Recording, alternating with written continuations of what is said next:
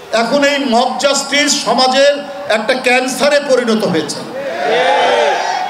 আরে ভাই, মিটফোর্ডে একটা ঘটনা ঘটেছে, এত বড় পরিবার, এই পরিবারের মধ্যে কোন দিক দিয়ে কোনো দুই একটা দুষ্কৃতিকারী ঢুকতে পারে, কিন্তু কথা হলো এই পরিবার এমনি আমাদের যে সামাজিক পরিবার, এই পরিবারের মধ্যে অনেক ভাই আছে, অত্যন্ত ভালো মানুষ আছে না, অনেক ভাই আছে একেবারে ফেরেশতার মতো, আবার আরেক ভাই আছে মাদকসেবী দুষ্ট।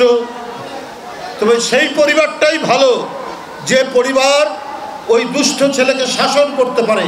আমি এমনও দেখেছি মাদকসেবী ছেলেকে বাপ নিজেই জেলখানায় পাঠিয়েছে যে তোকে ঠিক করা যাচ্ছে না।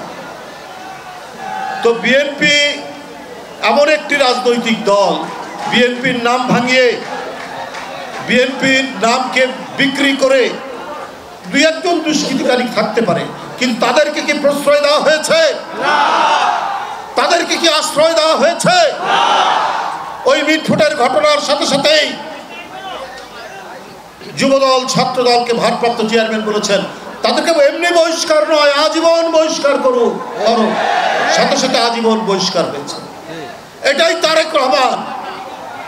এবং তাই নয়, পুলিশ প্রশাসন শুধু ওই ঘটনায় নয়, সারা বাংলাদেশে বিএনপির নামে যারা অপকর্ম করছে তাদেরকে শুধু দল থেকেই বহিষ্কার করেই ক্ষান্ত হয়নি, বিএনপির নিজে মামলা করছে, পুলিশ প্রশাসনকে বলা হচ্ছে যে আপনারা মামলা করেন। এই অনেক প্রমাণ তো নারায়ণগঞ্জেই আছে, নারায়ণগঞ্জের নেতারা বলতে পারবে সেটা, অনেক দৃষ্টান্ত আছে। কিন্তু আজকে দুই একটি সংগঠন, ইসলামী লেবাস ধরি একটা দুইটা, সবাই না, আর নতুন কিছু মাসুম বাচ্চারা এদেরকে নানাভাবে তাদেরকে দিয়ে কথা বলাচ্ছে। কিন্তু আমার তো এ বিষয়ে কথা আছে, যদি বিএনপি কাউকে আশ্রয় দিচ্ছে বা প্রশ্রয় দিচ্ছে, আশকারা দিচ্ছে, তাহলে আপনার কথা বলতে পারতেন, তো এটা তো দিচ্ছে না। আপনার মব জাস্টিস, আমরা তো পুরো বেগম খালেদা জিয়ার আমল গেছে, নানা আমল গেছে, কই আমরা মব জাস্টিসের কথা তো শুনিনি। এখন এই মব জাস্টিস সমাজের একটা ক্যান্সারে পরিণত হয়েছে। কারা করছে এটা সবাই জানে। আজকে ছাত্র দলের নেতা সাম্য ঢাকা বিশ্ববিদ্যালয়ের পাশে সোহরাওয়ার্দী উদ্যানে তাকে কুপিয়ে কুপিয়ে লাঠির বাড়ি দিয়ে হত্যা করেছে। তারা এটা দেখেনি মানুষ? এটা মাত্র কয়েকদিন, 1-1.5 মাস আগের কথা। একজন মানসিক ভারসাম্যহীন তোফাজ্জল ফজলুল হক হলে মোবাইল চুরি করেছে বলে তাকে এমনভাবে পিটন দেওয়া হলো, সে পৃথিবী থেকে বিদায় নিতে হলো। কারা করেছে? আজকে বড় বড় কথা বলছেন অনেকেই, আর কুৎসারট হচ্ছেন বিএনপির বিরুদ্ধে। বিএনপি যদি পদক্ষেপ না নিত, বিএনপি যদি সাংগঠনিক ব্যবস্থা না নিত, বিএনপি যদি তাদের বিরুদ্ধে মামলা দিয়ে অত প্রশাসনকে না বলতো, এক কথা ছিল। বিএনপি সেই দল যারা এই দেশে শান্তির সুবাতাস বইয়েছে। আরে আওয়ামী লীগের চরিত্র তো সবাই জানে।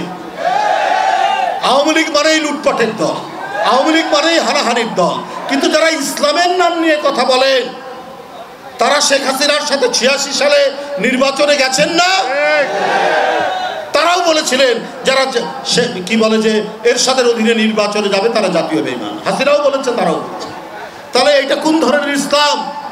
আল্লাহর ইসলাম, আমাদের প্রিয় নবীর ইসলাম, এইটা তো হচ্ছে অঙ্গীকার ভঙ্গ না করা, এটা সত্যের পথে থাকা। সেই ইসলামের নাম দিয়ে লেবাসধারী তারা আজকে অপপ্রচার চালাচ্ছেন তাদের ছাত্রদেরকে দিয়ে। বিএনপি চাঁদাবাজদের দায়িত্ব নিয়েছে, কিন্তু আমরা অন্তর্বর্তীকালীন সরকারে তো ডক্টর ইউনূস সাহেবের সরকারের প্রতি আমাদের প্রত্যেকেরই সমর্থন আছে, আমরা দিয়ে যাচ্ছি, তার প্রতি আমরা সম্মান প্রদর্শন করি, শ্রদ্ধা জানাই। তারেক রহমান হলো আমার নেতা, আমার গর্বের নেতা। আপনারা সাবধান হয়ে যান, তারেক রহমান সম্বন্ধে কিছু বলেন না, তাহলে বাংলার মানুষ আপনাদেরকে ছাড়বে না। কারণ আপনারা একটা কথা চিন্তা করেন, বিগত 17 বছরে এত ফ্যাসিস্ট সরকার এত কিছু করেও এই বিএনপিকে কিছু করতে পারে নাই। আপনারা যদি মনে করেন আপনারা কিছু করবেন, তাহলে আপনারা স্বপ্নের রাজত্বে বাস করছেন। কারণ প্রকৃত রাজনীতি হলো হাজার হাজার লাখ লাখ লোকের প্রাণের দল হলো বিএনপি। এই বিএনপিকে আপনারা কোনো কিছু করতে পারবেন না, এটা মনে রাখেন।